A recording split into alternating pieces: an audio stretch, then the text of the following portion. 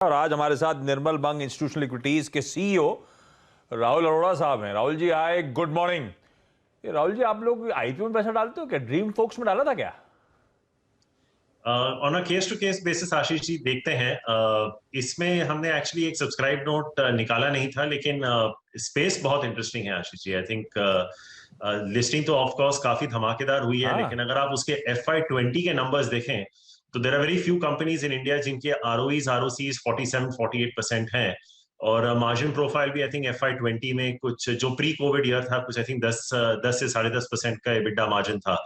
तो I think जिस तरह से आप देख रहे होंगे डोमेस्टिक ट्रैवल और इंटरनेशनल ट्रैवल जिस तरह से बढ़ रहा है, जिस तरह से प्रायोरिटी पासेस की इशुएंसेस हो रही हैं for an airport services aggregator, I think इसका फ्यूचर काफी हद तक ब्राइट हो सकता है। लेकिन यही आशीष जी, अगर आपने आज की लिस्टिंग देखी है और जिस तरह के रिटर्न्स मिले हैं, मुझे लगता है कि यहाँ से रिटर्न्स इमीडिएटली थोड़े मॉडरेट हो जाएंगे, क्योंकि काफी हद तक एक लिस्टिंग गेन बन चुका है। लेकिन ये एक बहुत ही बेहतरीन कंपनी है। आई थिंक हालांकि हमने नोट नहीं निकाला था, लेकिन मैं इसके बारे में काफी पढ़ रहा था। बहुत ही यूनिक है।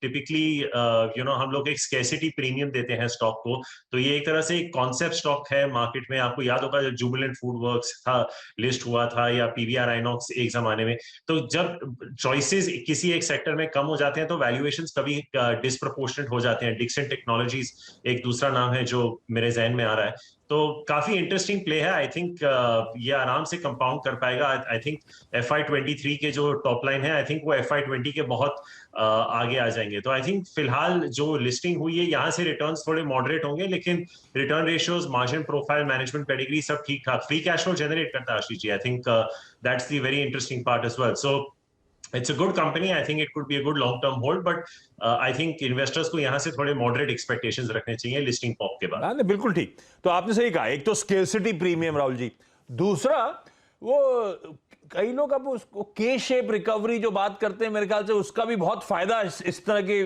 स्टॉक्स को मिलता है। ये आप लोग भी जब पोर्टफोलियो कंस्ट्रक्शन कर रहे हो तो के शेप रिकवरी, प्रीमियमाइजेशन, वो उस तरह के स्टॉक्स, उस तरह की कंपनीज में ज्यादा तूल दे रहे हो, ऐसा हो रहा है क्या पोर्टफोलियो कंस्ट्रक्शन में?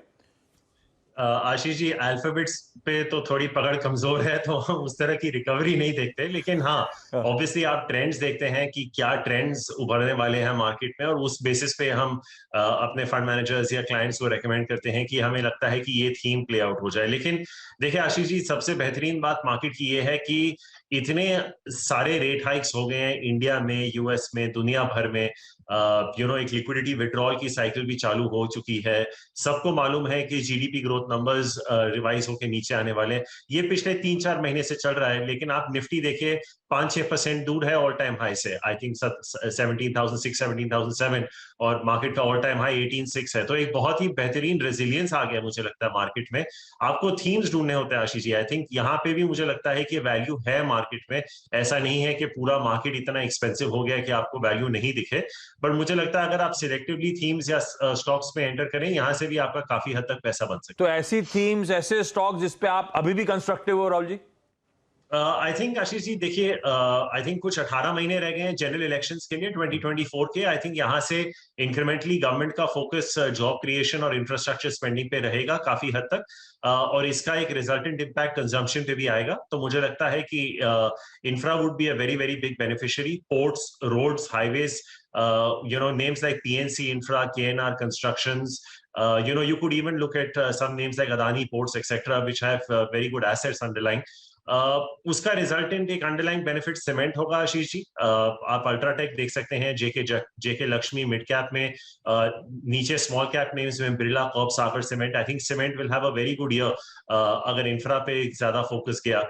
एंड आई थिंक ये जो कंस्ट्रक्शन वर्कर्स होते हैं आशीष जी, जो पर डे के हिसाब से होते हैं, अगर इस तरह का इंफ्रा पुश होगा और उनका पर डे इनकम बढ़ता जाएगा, तो आई थिंक रूरल कंजम्पशन को भी एक थ्रस्ट मिलेगा। तो मुझे लगता है कि एक टाइम और प्राइस करेक्शन FMCG में भी आ गया था, तो I think names like Hindustan Lever, Britannia, Tata Consumer, इन पे भी थोड़ा फोकस हो सकता है। तो I think I am very focused on economy related stocks in the run up to the general elections. उसके एंसिलरी बेनिफिशियरीज कौन हो सकते हैं, और उनके कुछ नाम जहां पे हम पॉजिटिव हैं, मैंने उनकी थोड़ी उनका जिक्र किया अभी।